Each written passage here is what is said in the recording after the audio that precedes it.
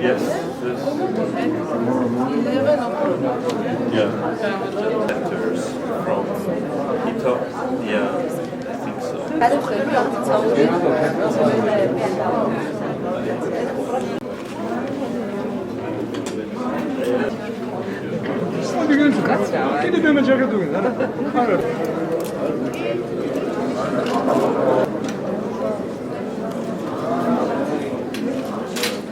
სტანდარტის უდაბ სამოქალაქო აქტივობას, საკუთრების უფლებას, გამოხატვისა და პოლიტიკური საქმიანობის თავისუფლებას, აფერხებს ქვეყნის დემოკრატიულ განვითარებას, ძიმე და გაუმართლებელ პასუხისმგებლობას აკისრებს ამ მომრჩეველს, განუსაზღვრელ და არაკონსტიტუციურ უფლებამოსილებებს ანიჭებს პარტიების დაფინანსების მთავარ მაკონტროლებელს, საქართველოს კონტროლის პალატას და რამდენიმე კონკრეტული ფაქტი უკვე სახეზეა, სერიოზულ საფრთხებს უქმნის როგორც თითოეულ მოქალაქეს, ისე სამოქალაქო საზოგადოებას, მათ შორის მედიას და აუარესებს საარჩევნო გარემოს ქვეყანაში.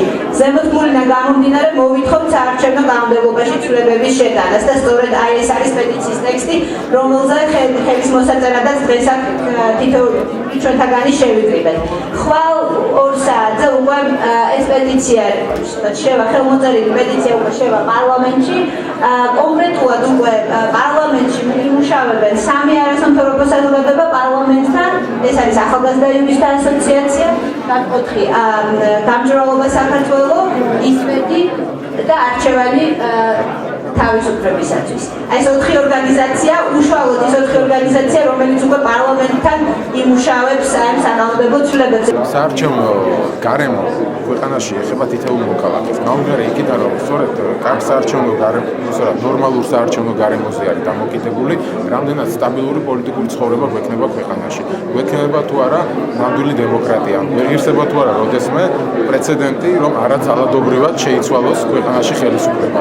ჩემთვის დემოკრატიის ერთ-ერთი უპირველესი ნიშანი არის სწორედ ეს. მე მაშინ ჩავთვლი, რომ ჩვენი ქვეყანა შედგა როგორც დემოკრატია, ევროპული დემოკრატია, თუ ქვეყანაში ერთხელ მაინც შეიცვლება არჩევნებით ხელისუფლება. და ის საარჩევნო გარემო, რომელიც დღეს არის შექმნილი, ამის შანსს ფაქტობრივად არ მოგებს რა.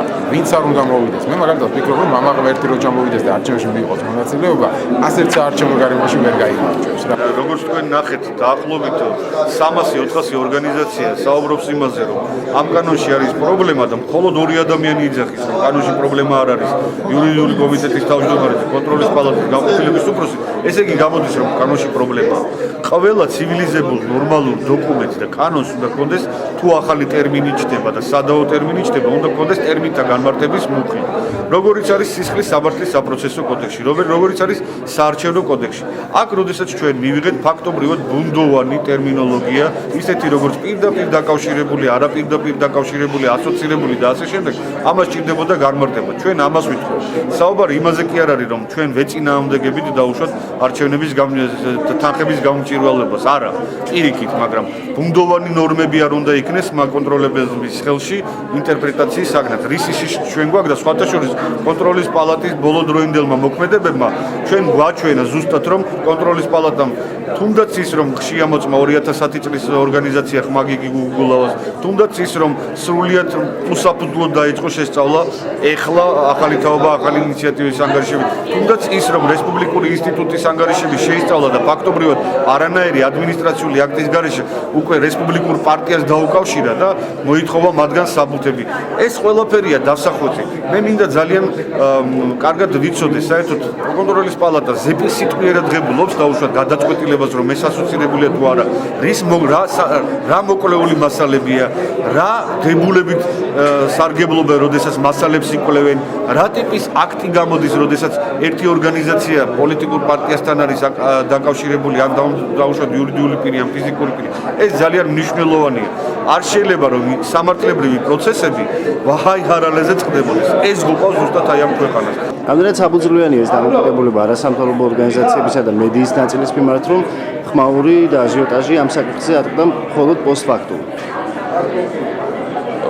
პოსტფაქტუმ ატყდებოდა აუცილებლად და არა პრე, იმიტომ რომ კანონი, რომელიც 28 დეკემბერს მიიღო საქართველოს პარლამენტმა, კანონპროექტის სახით სრულად არ ხარსებობდა. იგი არც გამოქვეყნებულა.